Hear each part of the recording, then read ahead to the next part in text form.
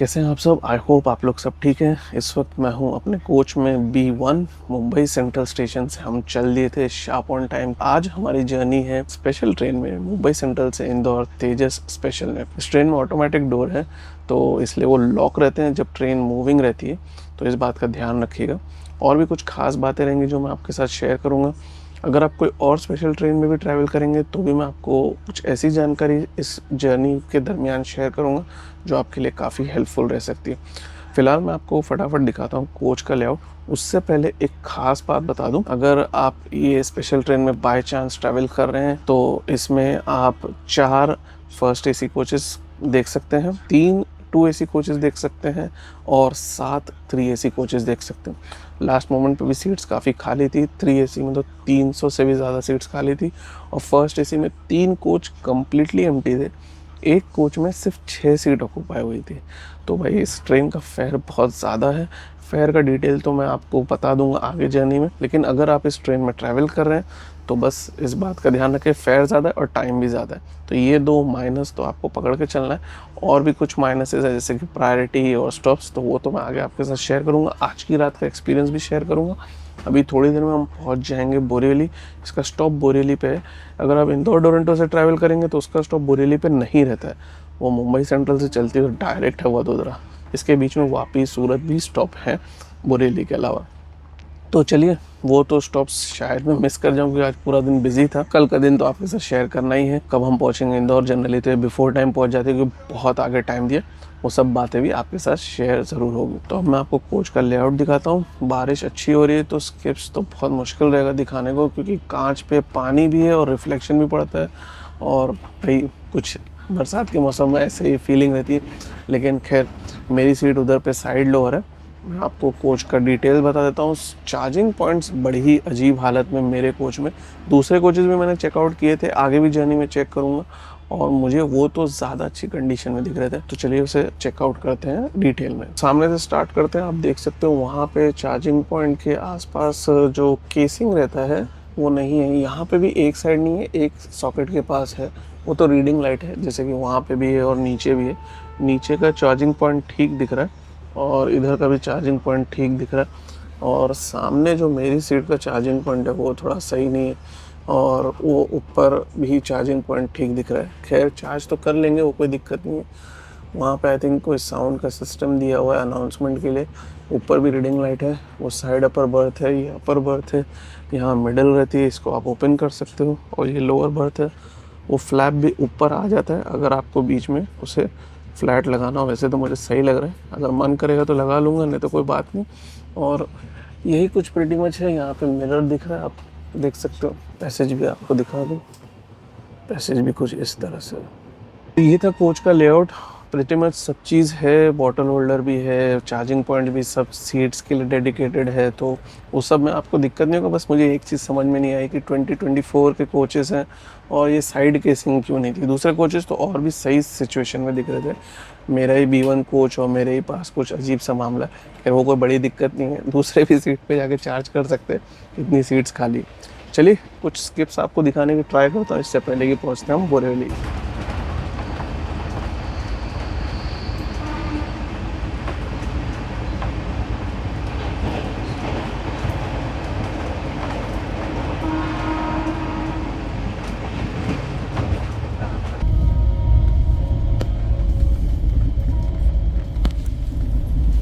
आपका 740 आदिल जी।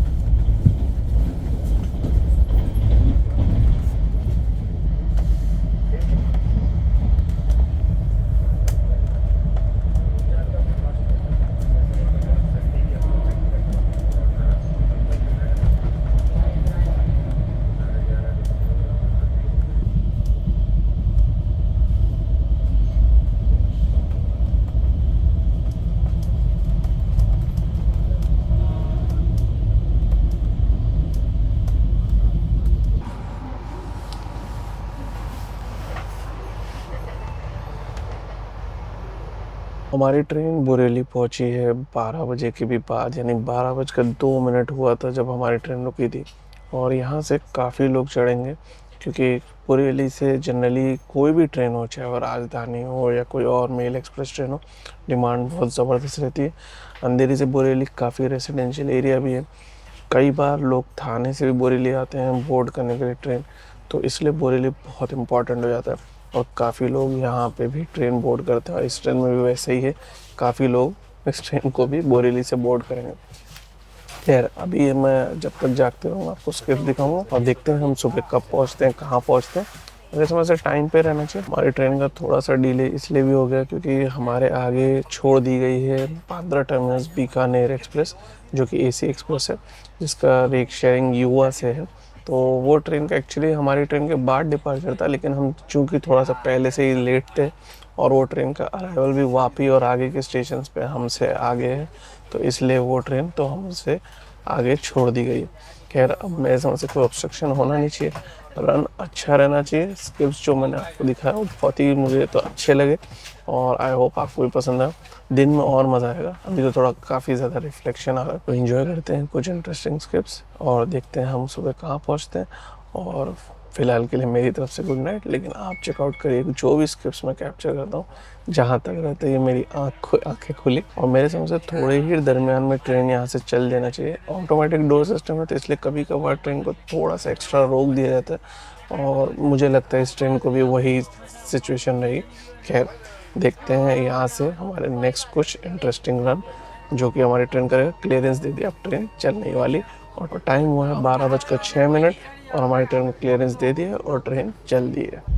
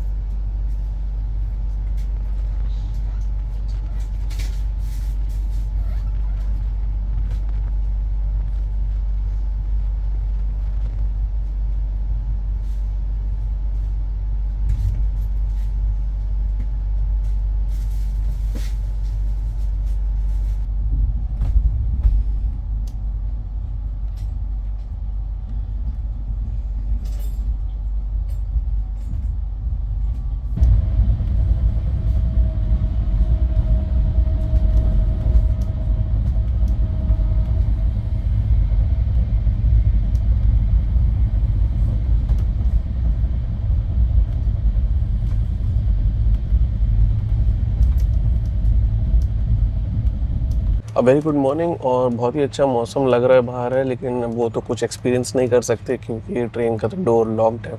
सब लोग अभी भी सो रहे हैं क्योंकि भाई कुछ लोग तो रात के 1:30-2 बजे तक बात कर रहे थे। खैर मुझे थोड़ा अजीब लगता है कि लोग इतनी लेट तक भी बात करते हैं और मतलब पूरा दिन काम करने के बाद भी। शायद इसीलिए कुछ लोग एक्सपेक्ट करते हैं कि मैं रात के स्टॉप्स क्यों नहीं दिखाता हूँ। और ये कई बार मैंने देखा है कि ख़ासतौर से मेरे ही चैनल पे कमेंट आता है कि भाई रात का स्टेशन नहीं दिखाया। इसे हो सकता है इस वीडियो में भी आ जाए कि भाई आपने वापी नहीं दिखाया, आपने सूरत नहीं दिखाया। तो भाई मेरा लाइफ रूटीन ऐसा है कि मैं जनरली सुबह जल्दी उठता हूँ, 5:30-6 बजे तक तो उठ जाता हूँ और फिर उसके बाद फुल डे काम रहता है और फिर उसके बाद रात को obviously just like any human so जाता हूँ। तो इसीलिए अगर आपकी ये शिकायत रहती है तो मैं यही कहूँगा कि भाई वो हिस्सा अगर कोई दूसरी ट्रेन में दिन में क्रॉस हुआ रहेगा तो मैं आपको ज़रूर दिखाऊँगा। क्योंकि अगर आप मेरा अहमदाबाद शताब्दी का वीडियो देखेंगे या वंदे भारत एक्सप्रेस का वीडियो देखेंगे तो उसमें वो पार्ट यानी कि मुंबई से वडोदरा का पार्ट मैं दिन में पूरा कवर किया, तो आप वो भी देख सकते हैं। सबसे बेस्ट है चैनल को सब्सक्राइब कर लीजिए और जब आप फ्री टाइम रहे हर वीडियो को एक एक करके चेकआउट करिए, आपको अच्छा एक अलग एक्सपीरियंस मिलेगा। क्योंकि कुछ हिस्सा कुछ ट्रेन के लिए रात में होगा तो वही से हिस्सा दूसरी ट्रेन के लिए दिन में भी हो सकता है। इसीलिए जनरली मैं डिफरेंट ट्रेन्स भी ट्राई करता हूँ। अगर सेम ट्रेन भी रहेगा तो डिफरेंट क्लास ट्राई करता हूँ कि उसका एक्सपीरियंस शेयर कर सकूँ। तो भाई ये थोड़ी सी एक बात थी। तो अगर आपकी ये शिकायत है कि भाई आज मैंने इस जर्नी में सूरत, वापी, भरूच ऐसे स्टेशन नहीं दिखाए, भाई वो आप ज़रूर देखिएगा। अहमदाबाद शताब्दी में देख सकते हैं, वंदे भारत के वीडियो में देख सकते हैं, और भी दूसरी जर्नीज़ है जो मुंबई से दोपहर में स्टार्ट हुई हैं, जैसे गरीब रथ की, और दूसरी ट्रेन की जैसे सूर्यनगरी एक्सप्रेस, उसमें भी आप चेकआउट कर सकते हैं। मैंने डिटेल में बताया। अब मैं आपको इस ट्रेन की रात का एक्सपीरियंस बताऊं। बहुत ही कंफर्टेबल स्लीप थी, कोई डिस्टर्बेंस नहीं था, ऑब्वियसली कोई चढ़ा उतरा भी नहीं था भाई मेरे कोच में तो ख़ास तौर से। तो एज सच ऐसा कोई एक्सपीरियंस नहीं रहा है जिसमें मैं ये कहूँ कि भाई डिस्टर्बेंस हुआ। इंस्टेड पता नहीं क्यों मुझे ये कोच में शायद एकदम लोकोमोटिव के पास है। पहले भी मैंने जर्नी किया है जिसमें मेरे कोचेस से लोकोमोटिव के पास रहा, बट इस बार इस जर्नी में मुझे ऐसा लग रहा था जैसे कि वो एक मूवमेंट और वाइब्रेशन रहता है वो भी कम फील हो रहा था। भले ही तेजस रेखा, पता नहीं मुझे ऐसा लग रहा था, शायद हो सकता है मैं थक गया हूँ इसलिए ऐसा लग रहा। तो रात की नींद तो कोई ऐसा दिक्कत नहीं थी, बहुत ही पीसफुली गई थी। अब इम्पॉर्टेंट बात और भी इस ट्रेन के बारे में बताऊँ। हम लेट हैं ऑलमोस्ट 1 घंटा या शायद 1 घंटा ही लेट है। खैर वो 1 घंटा कोई मायने नहीं रखता है, क्योंकि रतलाम के बाद इस ट्रेन को बेइंतहा टाइम दिया। रतलाम से उज्जैन ऑलमोस्ट 2 घंटा, उज्जैन से इंदौर वो 2 घंटा करीबन ऐसे ही दिया हुआ है। तो मतलब वो पार्ट तो बहुत ही ज़्यादा टाइम दिया, जो कि जनरली कोई ट्रेन शायद नहीं लेती अगर रतलाम से इंदौर जा रही है वाया नागदा उज्जैन होते हुए। खैर जो है सो है। तो मेरे समझ से इंदौर पे तो हमें टाइम पे ही होना चाहिए, लेट तो नहीं होना चाहिए अनलेस फिर से कोई गड़बड़ ना हो। और दूसरी बात, इस ट्रेन में पैंट्री कार नहीं है, तो आपको खान पान अपना खुद इंतज़ाम करना पड़ेगा। आपको अगर नाश्ता चाहिए, अगर आप अर्ली मॉर्निंग उठे हैं तो आप वडोदरा पे भी मंगवा सकते हैं, ऑनलाइन भी मिल सकता है, और आप स्टॉल पे से भी ले सकते हैं अगर आपके कोच के पास स्टॉल। लेकिन मैं स्टॉल वाला ऑप्शन इस ट्रेन के लिए रिकमेंड नहीं करूँगा, क्योंकि बाय चांस आप अगर स्टॉल पे कोई चीज़ बाय कर रहे हैं और तब तक पीछे डोर लॉक हो गया और आपके साथ अगर कोई नहीं है तो काम हो गया, फिर आप चढ़ नहीं पाओगे, वो बहुत बड़ी एक दिक्कत हो सकती है। बेस्ट है ऑनलाइन आप ऑप्शन कोई भी चूज़ कर सकते हो वडोदरा पे, और दूसरा ऑप्शन रतलाम पे, वो भी एक अच्छा टाइम है उसका कि अगर आप मान लीजिए लेट उठ रहे हैं तो आपको रतलाम पे कुछ ना कुछ तो डेफिनेटली ऑनलाइन मिल ही जाएगा, क्योंकि वो बहुत ही इंपॉर्टेंट और बड़ा स्टेशन है। वहाँ पे मैंने एक बार रात का खाना मंगाया था और वो खाना भी अच्छा था। वो थी जर्नी गुजरात संपर्क क्रांति एक्सप्रेस में एकता नगर से हज़रत निज़ामुद्दीन की, वो भी आप चाहिए तो बाद में चेकआउट कर सकते हैं। और वहाँ पे ऑप्शंस भी अच्छे हैं, स्टॉल पे भी वहाँ पे मिल सकता है, और वहाँ ट्रेन ज़्यादा रुकती भी है, आई थिंक लाइक 5 मिनट का स्टॉप है या जो भी है। लेकिन स्टॉल का फिर से एकदम अलर्ट रहिएगा, अगर आपको स्टॉल से बाय करना है तो फट से उतर के लेके आ जाइए। इस ट्रेन में अगर आप जर्नी कर रहे हैं या कोई भी ऐसी ऑटोमेटिक डोर सिस्टम वाली ट्रेन से जर्नी कर रहे हैं, मेरा तो एक ही रिकमेंडेशन है कि ट्रेन से ना उतरें तो बेहतर है। आपने बहुत सारे दूसरे वीडियोस देखे होंगे जिसमें लोग उतर जाते हैं, खूब आराम से बात करते हैं, तो भाई वो करते हैं, उन्हें करने दीजिए, आप ही रिस्क मत लीजिए। क्योंकि अगर आप अकेले हैं और अगर कुछ प्रॉब्लम हो गई तो बहुत बड़ी समस्या में आप पड़ सकते हैं एक छोटी सी भूल से। चाय आपको दाहोद पे भी मिल जाएगी, जो कि हमारा अगला स्टॉप है, तो आप चाहिए तो चाय अगर पीना है तो दाहोद पे भी मंगवा सकते हो।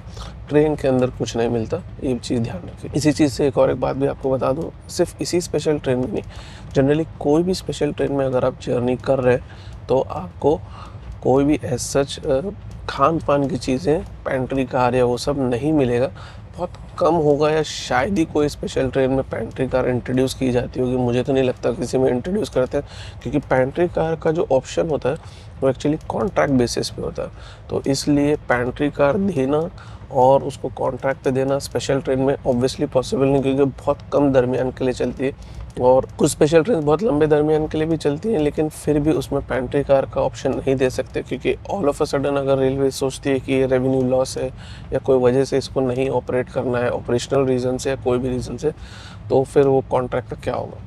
तो इसलिए मुझे नहीं लगता किसी स्पेशल ट्रेन में आपको पैंट्री कार का ऑप्शन मिलेगा। इस तेजस स्पेशल ट्रेन में बस आपको एक एक्स्ट्रा ध्यान रखना है कि आप अगर स्टॉल से बाय कर रहे हैं तो जल्दी लेके अंदर आ जाएं, अगर आप कोई चीज़ स्टॉल पे लेना है। दोपहर का खाना आपको मोस्टली कहीं पे भी दिक्कत होगा नहीं, क्योंकि आप अगर इंदौर भी पहुंचेंगे तो 1 बजे तक तो पहुंच ही जाएंगे जनरली। तो ये ट्रेन 12:30 12:15 तक कितनी बार पहुंच चुकी है इंदौर। और अगर आप उज्जैन उतर रहे हैं तब फिर तो कोई दिक्कत ही नहीं, क्योंकि उज्जैन तो ये 10 बजे तक पहुंच जाएगी। तो मुझे नहीं लगता आपको अगर उज्जैन जाना है तो कोई नाश्ते का भी इतना टेंशन लेने की ज़रूरत है, लेकिन हाँ 10 बजे थोड़ा सा वक्त ज़्यादा हो जाता है, तो इसलिए अगर आपको नाश्ता पानी कुछ करना हो तो रतलाम पे मंगवा लीजिए। एक खास बात आपको बता दूँ, कुछ स्पेशल ट्रेन में बेडिंग नहीं मिलती। मुझे इसमें भी डाउट गिर रहा था कि बेडिंग देते हैं कि नहीं देते हैं, लेकिन इसमें बेडिंग मिलती है। तो ये वाली स्पेशल में तो चलो भाई बेडशीट और सब तो है ही है, मैंने ऐसे आपको दिखाया। तो ये बात थी कुछ खाने की और ये बात थी कुछ बेडिंग की। अब एक बात है इसकी प्रायोरिटी और इसकी रनिंग में क्यों डिले होता है, उसके ऊपर मैं एक डिटेल बात करूंगा आगे जर्नी में। कुछ एंजॉय करते हैं स्किप्स और देखते हैं कब हम पहुंचते हैं गोधरा। वहाँ पे स्किप होना चाहिए, होता है नहीं होता है पता नहीं। आई थिंक हम पहुंचने ही वाले हैं। आइए देखते हैं गोधरा का स्किप कैसा रहता है।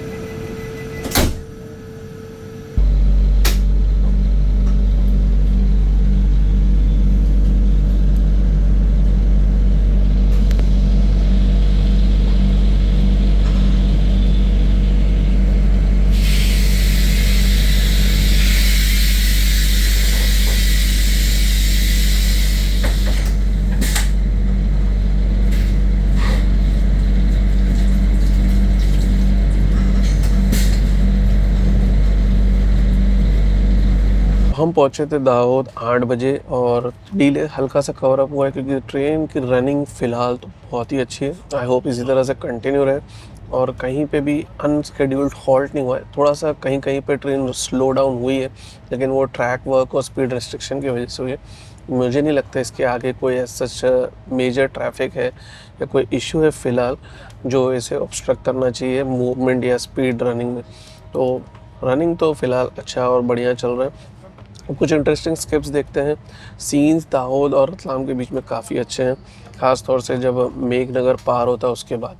लेकिन अब भाई जो भी है अंदर से ही दिखाना है, क्योंकि अगर आप स्लीपर क्लास में या अगर आप ओपन डोर से भी देखेंगे तो बहुत ही प्यारे कर्व्स और सीन्स देखने को आपको मिल सकते हैं अगर आप इस स्ट्रेच पे डे में पास हो रहे हैं तो। खैर एंजॉय करते हैं कुछ इंटरेस्टिंग स्किप्स, और जो भी पॉसिबल सीन्स रहेगा वो भी मैं आपके साथ शेयर करूंगा। नाश्ता मैंने रतलाम के बाद सोचा है करने को, और अब हमारे सिर्फ 2 ही स्टॉप बचे हैं, रतलाम और उज्जैन। बीच में नागदा एक बहुत इंपॉर्टेंट स्टेशन है, लेकिन वहाँ पे हमारी ट्रेन नहीं रुकेगी। देवास पे भी काफ़ी ट्रेन रुकती है जो इंदौर जाती है, लेकिन हमारी ट्रेन वहाँ पे भी नहीं रुकेगी। टाइम लेकिन खूब दिया है। रतलाम से उज्जैन आई थिंक रफली अराउंड 100 किलोमीटर है, 2 घंटा दिया है चल स्केड्यूल के हिसाब से। उज्जैन से इंदौर तो 80 किलोमीटर के आसपास है, उसको भी 2 घंटा दिया। तो मुझे नहीं लगता इंदौर पे हमें लेट होना चाहिए, ख़ासतौर से अगर इसी तरह का रन चलता रहा तो। आइए देखते हैं कब हम पहुंचते हैं रतलाम, उससे पहले कुछ इंटरेस्टिंग स्किप्स और जैसे भी सीन्स रहेंगे वो मैं आपके साथ शेयर करता हूँ।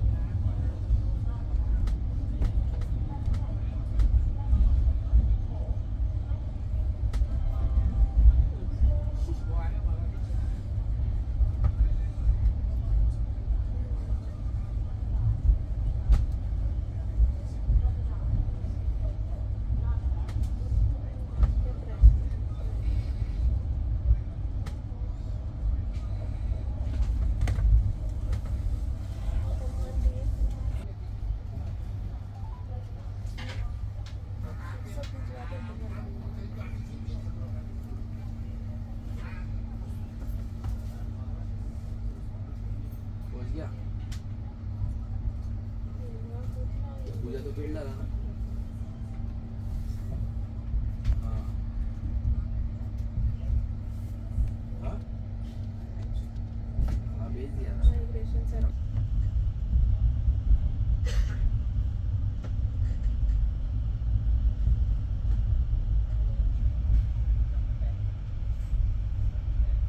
हमारी ट्रेन रतलाम पे पहुंची थी 10 बजे से थोड़ा सा ही पहले, और डीले थोड़ा सा कवर अप हो गया है, लेकिन मेरे समझ से डीले सबसे ज़्यादा कवर अप होगा उज्जैन पे, क्योंकि रतलाम से उज्जैन जो डिस्टेंस है वो आई थिंक 100 किलोमीटर के आसपास है, और एज़ पर शेड्यूल 2 घंटा दिया गया है, लेकिन 2 घंटा मुझे लगता नहीं से लगना चाहिए, ख़ास तौर से अगर ऐसी स्पीड पे ट्रेन और फैंटास्टिक रन रहा तो।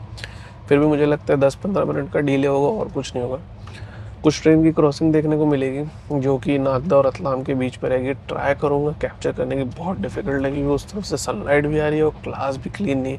सोच रहा हूँ पीछे के भी कोई कोच में जाऊँ, लेकिन थोड़ा बहुत नाश्ता पानी कर लेते हैं, और अगर कुछ कैप्चर हो सका तो वो मैं आपके साथ ज़रूर शेयर करूँगा।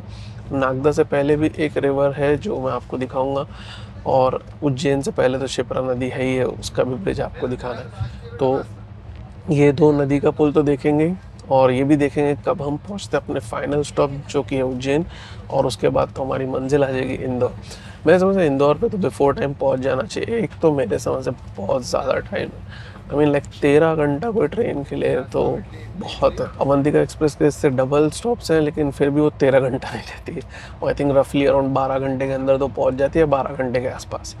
खैर चलिए देखते हैं, कुछ फैंटास्टिक रन, कुछ और स्किप्स और कुछ क्रॉसिंग्स देखने को मिलती है तो वो भी मैं आपके साथ शेयर करता हूँ, और देखते हैं हमारा अराइवल उज्जैन पे कब होता है।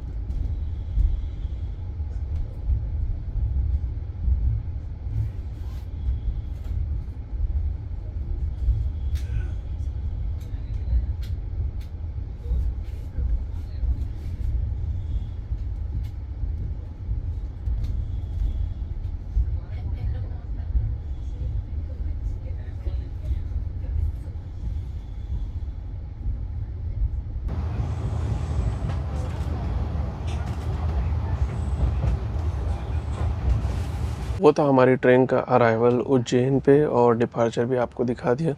और उसके बाद हमारी ट्रेन तो अब मुड़ गई है इंदौर की तरफ, एक लाइन जाती है मक्सी होते हुए भोपाल की तरफ। तो अब मैं आपको एक ख़ास बात जो बताना चाह रहा था कि स्पेशल ट्रेन का एक मेजर डिसएडवांटेज क्या है। तो इसका मेजर एक डिसएडवांटेज ये है कि इसकी अहमियत बहुत कम दी जाती है सेक्शन कंट्रोलर्स की तरफ। आई थिंक क्या वजह है वो तो वही बेहतर समझते हैं। पहुंचाना तो है ही है, टाइम स्लॉट भी दिया हुआ है, टाइम टेबल भी है, शायद टाइम टेबल में बहुत ज़्यादा स्लैक भी दिया रहता है, इसलिए भी उनको कोई ख़ास अहमियत नहीं रहती। उनको लगता है ठीक है, कंप्लेन भी नहीं कोई लोग करते हैं। और दूसरी बात, यही बोल देंगे अगर आप कंप्लेन भी किए कि आगे हम कवर कर देंगे, लेकिन वो कवर होता नहीं है। और अगर आपका कोई स्केड्यूलिंग है या कोई प्लान है पहुंच के, तो ये याद रखिए कि अगर जितनी दूर है उतना ज़्यादा गैप रखिए। जैसे कि हम अभी इंदौर जा रहे हैं तो एटलीस्ट 1-2 घंटे का तो गैप रखिए ही। अभी अगर आप नॉर्थ की तरफ जा रहे हैं, फॉर एग्जांपल यही ट्रेन से अगर हमें दिल्ली जाना था, तो यूँ समझ लीजिए कि अगर ये ट्रेन शाम को पहुंच रही है तो अगले दिन का ही प्लान बनाइए। या अगर आपको कुछ और फ्लाइट या कोई चीज़ पकड़ना है दिल्ली से, तो वो रात की रखिए। अगर ये ट्रेन शाम को पहुंचे, यानी कि 5-6 घंटे के ऊपर का गैप रखिए, क्योंकि कुछ भी होता है, ट्रैक का काम खुल जाए, कोई वजह हो, कुछ भी बात हो, ये ट्रेन्स को साइडलाइन कर देते हैं और फिर पास करते हैं। अब हमारी ट्रेन तो अब थोड़ी देर में मेरे समझ से इंदौर पहुंच जाना चाहिए। चांसेस है कि अभी भी हम बिफोर टाइम पहुंच सकते हैं, लेकिन वो तो देखेंगे कैसा रहता है रन। कोई काम अगर खुल गया तब फिर तो कुछ नहीं कह सकते, और काम तो होते ही रहते हैं, काम होना भी इम्पोर्टेंट है। तो मुझे ओवरऑल ऐसा लगता है कि स्पेशल ट्रेन को आप तब यूज़ करिए लास्ट मोमेंट ट्रैवल करना है, कंफर्म सीट चाहिए। कोई ऐसा शख्स है जिसको लोअर बर्थ चाहिए और दूसरे कोई इस ट्रेन में वेटिंग आ रहा है और हॉलीडे स्पेशल ऐसी कोई ट्रेन का ऑप्शन है, तब फिर आप स्पेशल ट्रेन बुक कर लीजिए, क्योंकि लोअर बर्थ मिलने की प्रोबेबिलिटी ज़्यादा है। वो बात अलग है कि मैंने जब टिकट बुक किया तो मैंने विंडो से बुक किया था और मैंने साइड लोअर का चॉइस मांगा था, और वो टिकट काउंटर पे जो ऑफिशियल था वो बोला कि उसने साइड लोअर डाला है, लेकिन साइड अपर आ रहा था इसी कोच में। तो भाई इतनी सारी सीट्स खाली है, मैं साइड लोअर पे ही पूरे रास्ते आया हूँ जो कि खाली थी, और फिर भी मुझे साइड अपर अलॉट हुई। तो ये तो एक दूसरा ही फंडा है टिकट एल्गोरिदम का, और क्या है इसके पीछे का सीन पता नहीं। या फिर हो सकता है उस ऑफिशियल ने गलत बात कही हो कि उसने साइड लोअर डाला है और साइड लोअर मुझे नहीं मिली, उसने शायद डाल दिया साइड अपर। एल और यू का तो फ़र्क है, ख़त्म। आई थिंक उनके कोड में शायद वो SL या SU डालते हैं। खैर ये कुछ अलग बातें हैं, लेकिन अगर आपको सीट्स कंफर्म चाहिए, अपनी पसंद की चाहिए, तो चांसेस है कि इसमें मिल जाए अगर सीट ज़्यादा खाली है। तो ये कुछ एडवांटेज है, लेकिन डिसएडवांटेज सबसे ज़्यादा ये है कि इसके पहुंचने का टाइम ज़्यादा भी है और साथ ही साथ लेट भी हो सकती है। अभी ये उज्जैन पे तो आपने देख ही लिया कितना लेट थी, ये रतलाम पे और ज़्यादा थी। एस्टिमेट पकड़ लीजिए कि अगर आप लॉन्ग डिस्टेंस जा रहे हैं, जितना ज़्यादा दूर जा रहे हैं उतना ज़्यादा डीले के चांसेस है। और कभी कभार ये ट्रेन्स कैंसिल भी हो जाती हैं, ये भी मैं आपको बता दूं। कभी कभार तो कुछ स्पेशल ट्रेन जो यूपी, उत्तर प्रदेश, बिहार की तरफ जाती है, वो तो 24 घंटा रीस्केड्यूल हो जाती है, यानी कि पूरा एक दिन का रीस्केड्यूल हो जाता है। उससे भी ज़्यादा लोगों ने देखा है रीस्केड्यूल होते हुए। तो ये भी एक प्रॉब्लम है। एक प्रॉब्लम ये भी है कि कभी कभार बड़े शहर जब ट्रेन पहुंचने वाली रहती है तो उसको शॉर्ट टर्मिनेट कर देते हैं। जैसे इसी ट्रेन का मैंने देखा ऑब्जर्वेशन, जब ये इंदौर से मुंबई की तरफ जा रही थी, तो वो ट्रेन क्वाइट कंसिस्टेंटली 3-4 बार तो उसको दादर पे ही टर्मिनेट कर दिया गया था। मे बी ट्रैफिक को कंट्रोल करने के लिए, या फिर वही बात की कोई सुनवाई है ही नहीं, स्पेशल ट्रेन है, कर दो टर्मिनेट। जबकि मेरे हिसाब से वो सही ऑप्शन नहीं है। कोई एल्डरली है, किसी के पास सामान थोड़ा ज़्यादा है, या कोई ग्रुप है, सुबह अगर ट्रेन 7 बजे दादर पे शॉर्ट टर्मिनेट होती है, तो दादर से अगर किसी को मुंबई सेंट्रल जाना है तो उसको रश मिल सकता है। ऑप्शन है, स्लो ट्रेन से आदमी पहुंच सकता है, कम रश मिलेगा, लेकिन चांसेस है कि रश ज़्यादा मिले, और अगर लेट हो गए तब फिर तो कहानी ही दूसरी हो जाती है। तो ये कुछ बातें हैं जो रेलवे को कंसिडर करना चाहिए। ये कुछ बातें ध्यान रखिए, टाइम कुछ भी हो सकता है पहुंचने का, शॉर्ट टर्मिनेट भी हो सकती है, कैंसिल भी हो सकती है, रीस्केड्यूल भी हो सकती है। तो अगर आपके पास कोई ऑप्शन नहीं है तब आप स्पेशल में बुक करिए। अगर आपको अच्छी सीट चाहिए और आपका टाइम का कोई ऐसा इश्यू नहीं है, कमिटमेंट का कोई ऐसा इश्यू नहीं, तब स्पेशल में बुक करिए। वरना प्रेफरेंस ये दीजिए कि जो नॉर्मल ट्रेन हैं, जो परमानेंट ट्रेन हैं, वो आप उसी में बुक करें। स्पेशल ट्रेन और परमानेंट ट्रेन के नंबर में भी फ़र्क रहेगा। परमानेंट ट्रेन जो रहेंगी वो 1 या 2 नंबर से स्टार्ट होंगी, और अगर स्पेशल है तो वो हमेशा 0 से स्टार्ट होगी। तो ये कुछ इंपॉर्टेंट बात थी जो मुझे आपके साथ शेयर करनी थी। चलिए अब मैं आपको दिखाता हूँ देवास जंक्शन का स्किप, और फिर उसके बाद लक्ष्मीबाई नगर जो कि एक और एक इम्पॉर्टेंट स्टेशन है इंदौर में, वहाँ का भी स्किप दिखाता हूँ। और उसी के पास एक रेलवे लाइन बड़नगर की तरफ जाती है जो डायरेक्ट रतलाम भी पहुँच सकती है ट्रेन। और देवास के बाद मैं आपको इस ट्रेन का रिव्यू भी दे दूँगा, ताकि आपको ये भी पता चल जाए इस ट्रेन का ओवरऑल मेरा एक्सपीरियंस कैसा रहा। तो आइए देखते हैं कुछ और स्किप्स और देवास के बाद इस ट्रेन का रिव्यू भी।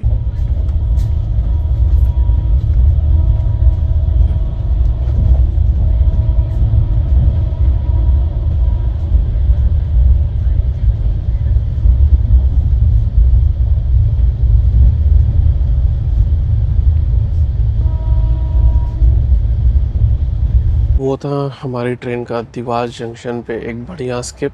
बहुत अच्छी हॉकिंग थी, बट वो शायद इतना रिकॉर्ड नहीं हुई हो जितना मैं खुद पर्सनली सुन सका। तो लोको पायलट साहब ने तो बढ़िया हॉकिंग दिया था। खैर अब मैं आपको इस ट्रेन का एक्सपीरियंस बता दूं। पंक्चुअलिटी, अगर आप इंदौर जा रहे हैं तब तो ठीक है, बीच का तो आप कुछ भी उम्मीद मत करिए, लेकिन मोस्टली टाइम पे रह सकती है, बाकी तो कुछ कह नहीं सकते। सफाई मेंटेन्ड है, उसका भी कोई ऐसा दिक्कत नहीं है, तो सफाई का भी आपको कोई इशू नहीं होगा। बेडशीट ये सब भी क्लीन थी, तो वो भी कोई ऐसा इशू नहीं था। और खान पान आपको खुद अरेंज करना पड़ेगा, लेकिन थोड़े ऑप्शंस अवेलेबल थे सुबह के टाइम में, तो अगर आपको चाहिए तो आप ले सकते हो। मैंने बाद में देखा था कि एक बंदा चाय भी बेच रहा था, और एक बंदा ब्रेड ऑमलेट नहीं था, कटलेट था, पोहा था और उपमा था, 3 चीज़ थी, जिसमें उसका कटलेट तो बहुत जल्दी ख़त्म हो गया था। तो उपमा और इडली सांभर भी था। तो उपमा पोहा 50 रुपये का दे रहा था, और आई थिंक इडली सांभर जो है वो 60 का दे रहा था। कटलेट का मुझे पता नहीं कितने का दे रहा था। तो ये मैंने दूसरे लोगों को बाय करते हुए देखा, तो उनसे सुना था। और रहा सवाल सेफ्टी का, तो सेफ्टी भी ऐसा कोई दिक्कत नहीं, इसमें तो ऑटोमेटिक डोर सिस्टम है, तो वो तो एक दूसरा एडवांटेज हो जाता अगर आप सेफ्टी के पर्सपेक्टिव से देखें तो। फिर भी मैंने एक इंटरेस्टिंग सीन देखा था कि मेघनगर स्टेशन पे कुछ तो भी रेलवे के ऑफिशियल्स के कोई फैमिली मेम्बर थे, उन्होंने इसीलिए मेघनगर स्टेशन पर ट्रेन को रुकवाया था। और फिर वो, उनकी वाइफ और उनके 2 बच्चे थे शायद, और वो लोग ट्रेन में बोर्ड करने की ट्राई कर रहे थे। तो ये मुझे ज़्यादा इस ट्रेन की सेफ़्टी की वजह उनकी सेफ़्टी ख़तरनाक लग रही थी कि भाई इतना ख़तरा क्यों। ये मैं कह सकता हूँ कि ये थोड़ा सा एक ऑड सीन देखा मैंने, जो कि जनरली ऐसी ट्रेन के साथ नहीं होता। खैर ये मेरा ओवरऑल एक्सपीरियंस रहा। आपको दिन में एंजॉय करना है, थोड़ा बहुत हिस्सा शुरू में गुजरात का देखने को मिलेगा, बाकी तो मध्य प्रदेश है। तो ये ट्रेन का सफ़र एज सच में कहूँ सेफ्टी कंफर्ट के हिसाब से कोई दिक्कत नहीं है, गुड ऑप्शन है। बस थोड़ा सा फेयर ज़्यादा है और थोड़ा टाइमिंग भी ज़्यादा है, और लास्ट मोमेंट सीट्स अगर चाहिए तो मेरे हिसाब से बढ़िया है। कंफर्म सीट चाहिए तो भी बढ़िया ऑप्शन है, लेकिन अदरवाइज़ अवंतिका एक्सप्रेस तो एनी टाइम बेस्ट है। और डोरंटो भी बहुत अच्छा ऑप्शन है, बट वो ट्रेन इस ट्रेन के दिनों पे नहीं चलती है, तो इसलिए उस बात का भी ध्यान रखें। खैर ये ट्रेन कितने दिन तक चलेगी इसकी भी कोई गारंटी नहीं। पहले तो वो कह रहे थे कि इसको अगस्त में बंद करने वाले थे, लेकिन फिर सितंबर 30 तक एक्सटेंड कर दिया गया, और आगे मुझे पता नहीं। तो ये कुछ इस ट्रेन का एक्सपीरियंस मेरा रहा है। अगर फिर भी आपको कोई सवाल हो, कोई क्वेश्चन हो, कोई सजेशन हो, तो कमेंट सेक्शन में ज़रूर बताइएगा। और कोई भी अगर आपको फीडबैक देना है, पॉजिटिव फीडबैक देखना है तो ज़रूर दीजिए, नेगेटिव भी है तो भी कोई बात नहीं, बिल्कुल दीजिए, बस गाली गलौज मत करिए, अच्छा नहीं लगता। और मैंने फ़िल्टर डाल के रखा है, तो बहुत सारे ऐसे कमेंट्स तो मैं देखता भी नहीं हूँ और डिलीट कर हो जाते हैं अपने आप। तो चलिए मिलेंगे फिर कोई एक इंटरेस्टिंग जर्नी में। अब मैं आपको लक्ष्मीबाई नगर का स्किप दिखाता हूँ, फिर आपको ये भी दिखाता हूँ कि हम कब पहुँचेंगे इंदौर जंक्शन। और मैं अब ज़्यादा वीडियो लंबा नहीं करूँगा, क्योंकि अब तो कोई ऐसा रिवर या कोई सीन्स ऐसे है नहीं दिखाने को, लेकिन लक्ष्मीबाई नगर का स्किप दिखाता हूँ। और अगर इसी तरह से फैंटास्टिक स्पीड पे हुआ तो मज़ा आ जाएगा। ये स्टेशन है बिंजाना स्टेशन, जिसको हमने अभी स्किप किया। तो आई होप आपको वीडियो पसंद आया, अगर पसंद आया तो लाइक ज़रूर दबाइए। अभी तक आपने देखा तो बहुत बहुत शुक्रिया। अगर आपने अभी तक सब्सक्राइब नहीं किया है तो सब्सक्राइब कर लीजिए। बहुत सारी जर्नीज़ ऑलरेडी चैनल पे, अवंतिका एक्सप्रेस की भी जर्नी है, स्लीपर में, 3AC में, 3AC इकोनॉमी में, तो आप वो भी चेकआउट कर सकते हैं। रिटर्न जर्नी भी इंदौर से मुंबई की किया है मैंने, तो वो भी आप देख सकते हैं। Take care, travel safe and be happy. Enjoy करिए लक्ष्मीबाई नगर का स्किप, और फिर देखते हैं हम कब पहुंचते हैं Indore junction. Good bye for now.